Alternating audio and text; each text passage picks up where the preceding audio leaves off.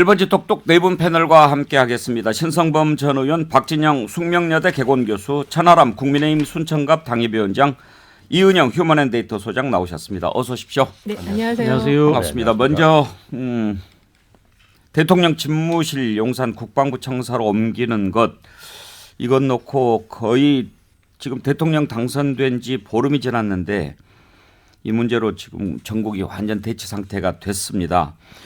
여론조사 전문가 이은영 소장 나오셨으니까 네. 이것과 관련한 여론조사 나온 것부터 한번 좀 살펴봤으면 합니다. 네, 이게 어저께 이제 조사들 오늘 아침하고 어제 나온 조사가 있는데요. 예. 그 KBS와 한국 리서치가 23, 24일 1000명 조사를 했는데요. 예. 두 개가 거의 비슷하게 나왔어요. 갤럽도 3월 22일, 24일 똑같은 날 조사를 했는데 예, 지금 청와대 집무실을 용산 국방부로 이전하는 거에 대해서 반대 의견이 KBS 조사는 53.8, 찬성 의견이 40%, 모름이 5.6 나왔고요.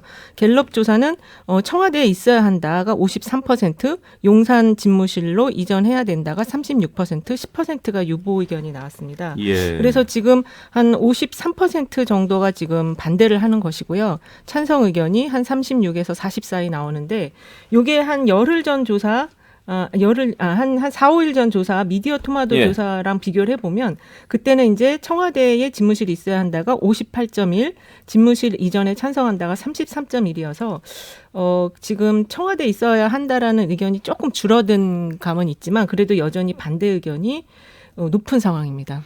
찬성 반대도 진보냐 보수냐에 따라서 좀 다르지 않겠어요? 네, KBS 조사를 보면은 진보 성향의 응답자들은 반대 의견이 81.9%였고요. 보수 성향자들은 70.8%, 중도 성향 응답자들도 반대 의견이 61.3%가 나왔습니다. 예. 여전히 진영 간의 의견이 좀 다른 부분은 우리가 또 인정을 해야 될 거고, 다만 지금 전체적인 여론조사가 집무실 용산 이전에 반대하는데 네. 윤석열 당선인이 여기에 대해서 입장을 밝힌 게 있죠. 네, 그렇습니다. 일단은 윤 당선인은 몇 대 몇 여론조사는 의미가 없다. 그리고 이러한 사안은 결단에 의해서 추진해야 될 사안이라는 입장을 보이고 있고요.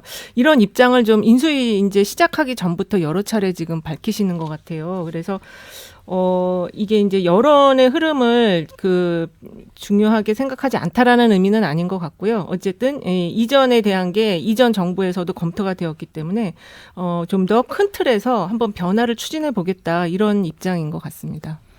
신성범 의원, 여론조사가 반대가 더 높은데 윤석열 당선인이 여론조사 몇 대 몇 이게 중요하지 않다라고 얘기하는 것은 어떻게 보면 뭐 여론조사가 모든 것을 결정하는 건 아니지만 그래도 소통하겠다라고 하는 입장에서 이런 부분을 좀 엄중하게 받아들일 필요가 있지 않을까 싶기도 합니다만.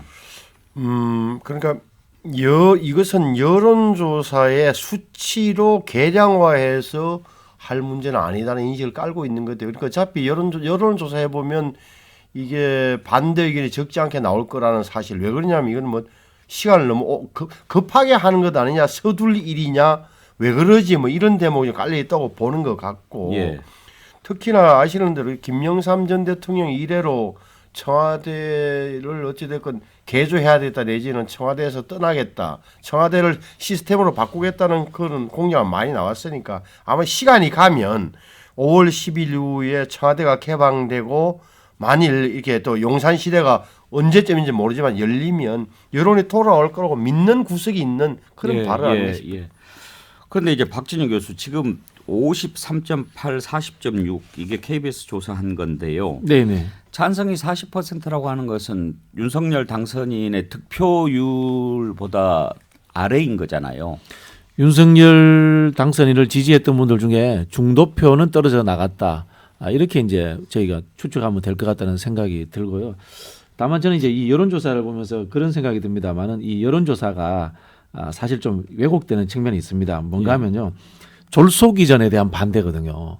졸속 이전, 급하게 이전하는 것에 대한 반대인데 이 여론조사를 잘못 해석하게 되면은 집무실을 이전하는 것 자체가 반대가 된다. 이렇게 되버리면은 이건 정말 해결할 수 없는 극단의 대결을 만들어 버립니다. 그런 지점에서 저는 이 여론조사를 말씀이죠? 좀 정확하게 읽을 필요가 있다 이런 생각이 듭니다.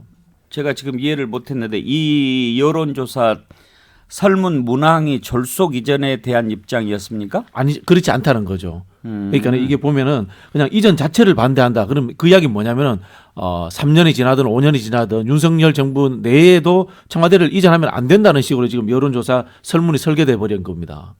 아, 근데 이제 그거와 관련해서 그 이유에 대한 부분을 KBS에서는 조사를 했습니다. 일단은 충분한 사전 검토가 없다는 점 때문에 반대한다가 38.1이고 이전 자체가 필요 없다가 24.4거든요. 예. 그리고 이전 비용 때문에 반대한다가 22.0, 안보 공백 우려 때문에 반대한다가 12.3%여서 이 어쨌든 지금 말씀하신 것처럼 그 졸속이라는 거에 대한 반대 의견일 수도 있겠지만 그거 외에도 많은 지금 요인들을 지금 대고 있기 때문에 전반적으로 이전 자체는 좀 반대한다 이런 의견인 것 같아요. 저는 처음에 박진영 교수 말씀 듣고 좀 의아했는데 지금 용산 이전을 찬성하세요?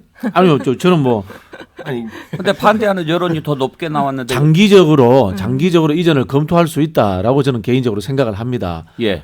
그런데 지금 이제 졸속으로 이전하기 때문에 저는 이제 반대하는 이제 개인적인 입장인데요. 예. 여론조사가 항문과 그다음에 이 헤드라인을 이렇게 뽑아버리면은 이 또 여론조사가 또 여론을 선도하는 경향이 있기 때문에 실제로 타협과 퇴로 자체를 막아버리는 그런 상황도 있지 않을까라는 우려를 제가 말씀드립니다. 저도 박 교수님 비슷한 예. 박 교수님 무슨 뜻인지 이제 알아듣는 이유 중에 하나가 그럼 예를 들어서 이제 문재인 대통령도 이 지점에 대해서 고민을 많이 하셔가지고 청와대 공식 답변이 대통령 집무실의 이전에 반대하는 것은 아니다라고 선언을 하셨잖아요. 이거 이전 지역은 용산으로 찍어본 것은 윤석열 당선이 그렇다면 용산 이전에 반대하는 것은 아니다. 다만 안보 우려를 해소할 필요가 있다. 이게 사실은 저는 뭐 국민의 일반적인 공감대라고 봐요. 그 속에 파고 들어간 이소에 말씀하신 대로 졸속이다, 안보 우려가 있다, 외리 뭐 이런 게 다 중첩되겠지만 적어도 장기적으로 보면 용산 이전으로 가는 것은 현실로 받아들이면서도 속도, 완급 조절을 하라는 게 민심 아니겠느냐. 저는 이렇게 보는 거죠. 그러니까 저도 그래서 그 윤당선인의 메시지가 그런 면에서 잘게 썰지 못했다라는 부분이 있습니다. 그러니까 무슨 말이냐면 첫 번째로 여론조사 몇 대 몇이 중요한 게 아니다. 뭐 예컨대 청와대로 옮기는 문제에 대해서는 이미 역사적인 어떤 국민들의 결단이 있다. 뭐 문재인 대통령의 공약, 뭐 본인의 공약 이런 거에 대한 국민의 판단이 있다. 거기까지는 저는 오케이 납득할 수 있다고 생각합니다. 왜냐하면 여러 차례 정말 한 30년 정도 논의된 거니까. 그런데 용산으로 간다라는 거는 굉장히 최근에 발표된 안이지 않습니까? 여기에 대해서 너무 빨리 결정하고 지나치게 성급하게 움직이는 것 아니냐라는 국민의 불안은 실제 한단 말입니다. 그러니까 청와대 집무실을 옮기는 거에 대한 국민들의 공감대는 있다 하더라도 너무 서두르는 것 아니냐라는 국민들의 불안이 있는 걸 내가 잘 알고 있으니까 우리 인수위가 그런 걸 좀 감안해서 최대한 면밀하게 살펴서 돌다리도 두드려보면서 가겠다라는 식의 어떻게 보면 좀 국민들을 안심시킬 수 있는 코멘트가 나와야 되는데 이 모든 걸 다 뭉뚱그려서 이미 다 판단이 난 사항이고 그냥 우리는 진행한다. 여론조사 중요하지 않다라고 하니까 특히나 너무 빨리 가는 것 아니냐라고 느끼는 국민들은 더 불안할 수 있는 지점이 아닌가라는 생각이 듭니다. 그래서 제가 이 말씀을 드린 이유가 윤석열 당선인이 5월 9일 청와대에 안 들어가겠다. 이 이야기만 번복하면 되는 거예요. 실제로 말하면. 5월 10일. 그렇죠. 5월 10일 그러니까 들어가면 안 돼요. 청와대 들어가서 천천히 이전을 준비하겠다. 이 한마디면 모든 상황이 종료되는 건데 왜 이렇게 극단적인 상황을 만들어내느냐라는 이제 비판을 담고 있는 거죠. 근데 이게 지금 어쨌든 이게 하나의 정책, 대통령이 첫 번째 정책 추진과 관련한 내용인데요. 광화문 이전, 그러니까 문재인 대통령도 그 광화문 이전과 관련해서 종합적인 비전을 제시를 했거든요. 그래서 2년쯤 뒤에 이렇게 준비해갖고 들어가겠다 이런 비전을 제시를 했었고 박근혜 대통령도 이 당선인 시절에 65세 이상 어른 20만 원 연금 지급하겠다 이거를 냈었는데 그 당시 이제 갤럽 조사를 기반으로 보면 찬성 의견이 9%밖에 안 됐어요. 반대 의견이 89%였거든요. 그래서 이거를 1년쯤 뒤에 이제 수정안을 내고 해서 14년 초에 이제 이거를 통과시켰거든요. 그래서 이게 그냥 본인이 들어가고 안 들어가고 이런 문제가 아니고 하나의 중요한 윤석열 당선인의 정책 아젠다이기 때문에 박근혜 대통령도 이거 반대가 89%였었거든요. 근데 결국 추진은 했어요. 그래서 추진은 될 수는 있지만 이 국민들이 인식할 수 있게 종합 비전을 줘야 되는데 지금 조감도 하나 달랑 들고서 지금 이거를 하겠다고 하니까 반대가 지금 높은 거고 그리고 이제 초기 임기 초에 보통 다 80%가 넘어요. 국정평가 이제 잘할 걸로 박수를 보내주는데 지금 50% 언저리에서 왔다 갔다 하기 때문에 상당히 국정 동력이 상실될 수 있다라는 점을 안과를 하면 안 된다. 저는 그걸 지적을 하고 싶습니다. 그 여론조사 궁금해서 좀 여쭤보고 싶었는데 임기 초에 나온 여론조사는 대체로 높았는데 네. 당선인 시절에 국정 운영 잘할 것 같다, 못할 것 같다 이런 전망 자료도 있나요? 네네, 그게 있습니다. 그래서 이게 이제 갤럽이 예. 여기가 이제 그 지표조사 워낙 오래 한 곳이어서 여기 자료에 따르면 2007년에 MB 때도 84%. 당선인 시절에 그렇습니다. 박근혜 대통령 78%, 문재인 대통령 87%. 거의가 80% 정도로 일단은 잘할 걸로 박수는 쳐줘요. 네. 당선인 시절에 조사한 거군요. 그렇습니다. 근데 이번에 그 조사한 게 있습니까? 이번에 지금 그 전망과 관련한 조사는 50% 초반에서 50% 이하로 떨어진 게 지난번에 이제 헤럴드가 리얼미터에 의뢰해서 한 조사를 보면은 잘할 것이다가 49.2% 나왔거든요. 그 전주 조사에서는 52.7% 나와서 어쨌든 이제 그 선거가 대선이 끝난 직후에 이제 조사들이 이뤄서 그런 면도 있겠지만 그렇더라도 한 55에서 60 사이는 나와줘야 되는데 좀 그렇지 못하고 있다, 현재 상황이.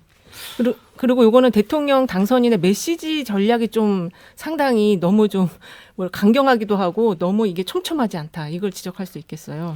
그리고 당내에서도 아마 그런 걸 좀 이게 국민의힘 내부에서도 공개적으로 말은 못하지만 저는 우려는 좀 있는 것 같아요. 예를 들어서 당선인의 이제 발언 이런 게 너무 단정적, 단언적이다 하는 부분이 있잖아요. 되게 직선적이에요. 직선 뭐 이런 직선적이라. 오케이. 뭐 그런데 그런 부분이 굉장히 좀 뭐랄까 좀 고려를 숙고 안 한 듯이 나오는 발언. 이것을 예를 들어서 정치를 처음 하는 사람이 갖고 있는 신선함일 수도 있다고 보는 측면이 있어요. 예를 들어서 정치를 모르는 사람이 화끈하게 정확하게 이렇게.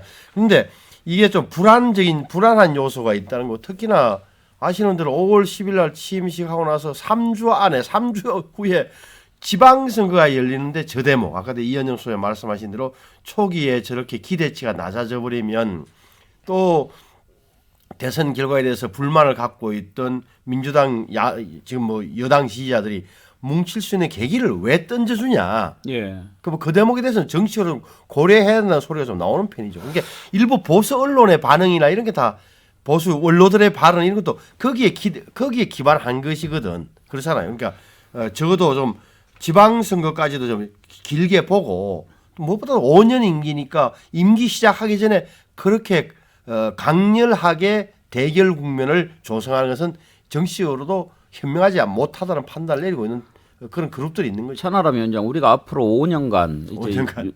윤석열 대통령과 함께 하게 되잖아요. 그러면 국민들이 거기에 적응을 해야 할까요? 아니면 당선인이 좀 노력을 해야 될까요? 왜냐하면 요즘에 그 표현이 뭐 직선적, 단언적 이런 표현을 하는데 절대로, 제로 이런 표현들이 좀 많이 나와요. 그러니까 뭐 강한 의지를 표명하는 뭐 그런 부분들도 있어야 되겠죠. 그런데 아니 대통령이 국민에 맞춰야지 국민이 어떻게 대통령에 100% 적응하겠습니까? 기본적으로는. 그리고 지금 제 생각에는 극단적인 여소야대 상황이 예상된다, 그러니까 예견되어 있다라는 점에서 저는 윤석열 당선인이 국회 협조 없이 할 수 있는 일은 한다라는 생각이 굉장히 강한 것 같아요. 그런데 말씀하신 것처럼 우리가 눈치를 봐야 되고 신경을 써야 되는 대상은 물론 국회이기도 하지만 크게 봐서는 전체 국민 아니겠습니까? 또 그게 여론으로 나오는 것이고, 그래서 당선인은 이제 아까 신 의원님도 말씀하신 것처럼 지금은 국민들이 이 용산 이전에 대해서 좀 반대하시지만 이게 되고 나면 분명히 국민들께서도 좋게 봐주실 거다라는 확신이 있는 것 같긴 한데, 이 이슈 하나만 놓고 볼 게 아니라 전체적으로 방금 말씀하신 것처럼 너무 단정적이고 직선적인 언어 사용은 가면 갈수록 조금씩 줄이실 필요가 있다라는 거는 저도 공감합니다. 근데 이제 지금 윤석열 당선인과 그 당선인 측의 입장을 들어보면 시기의 문제지 용산 국방부 청사로 들어가는 것은 변함이 없는 것 같아요. 네, 사실 우리가 이제 생각하기에 소통을 그렇게 강조하고 그러니까 여론조사가 이렇게 나왔다면 내가 이렇게 정말 하려고 했는데 국민들의 반대 여론이 높으니 그러면 조금 시간을 갖고 한번 생각을 해보고 임기 중에는 반드시 옮기는 것을 뭐 마무리 짓겠다든지 이렇게 되면 좀 쉽게 풀릴 것 같은데 지금 그럴 가능성은 없어 보이죠, 신성범 의원? 없죠. 여기서 다시 자 과문 시대 처음은 지금 총리실에 있는 정부 서울청사 본관 별관인 외무부 청사가 아니고 거기였잖아요. 그러다가 다시 외무부로 왔다가 용산까지 가서 다 검토가 된 걸로 알고 있고 이미 선언까지 한 마당에 다시 시간을 더 갖고 한다는 것 자체는 정치적으로도 제가 보기에는 그건 완전한 후퇴이자 어떻게 보면은 그 물론 이제 앵커께서는 그게 다 민심을 반영하는 걸로 말씀하시고 싶어 하시겠지만 정치로 보면 그거는 저 완전히 자살 행위. 예.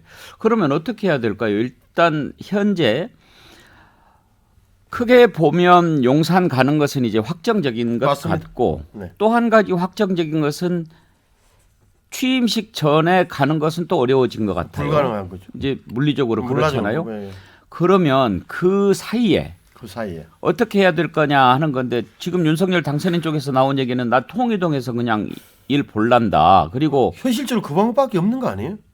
통이동에서 근무하고 그 다만 저는 이제 서초동 그 현재 집에서 예. 자기 아파트에서 출퇴근하는 것보다는 통이동에 근무하게 된다면 국무총리 관저는 그렇게 가는 게 맞다라고 보는 편. 통이동의 간이 침대 얘기까지 그러니까요. 나오는데 그거는 그것은 제가 보기에는 좀 명색이 세계 메디 국가의 대통령이 간이 침대 갖다 놓고 뭐 이렇게 한다는 것은 그거는 어떻게 제3자들이 보기에도 제3국에서 외국에서 그 언론에 외신란에 가십이나 이렇게 무슨 이상한 기사로 나올 만한 소재죠. 저도 지금 인수위 경험이 있잖아요. 간이 침대 둔다는 걸 듣고서 도저히 인수위 상황이 그런 상황이 아니거든요. 막 정부부터 보고 계속 들어오고 그러면 이제 거기 있는 인수위원들이나 전무위원, 실무위원들이 거의 200명 가까이 이제 포진해 있는데 당선인께서 야전 침대 놓고 주무시고 집에 안 가시면 다 못 가요. 그 상황 자체가. 뭐 강한 의지의 표현이겠죠. 그런데 그런 말할 필요가 없다는 거죠. 제가 보는 옆에서 그 정도 우리의 당선인이 한 얘기는 아니죠. 예, 설마 아니겠죠. 아니겠지. 예.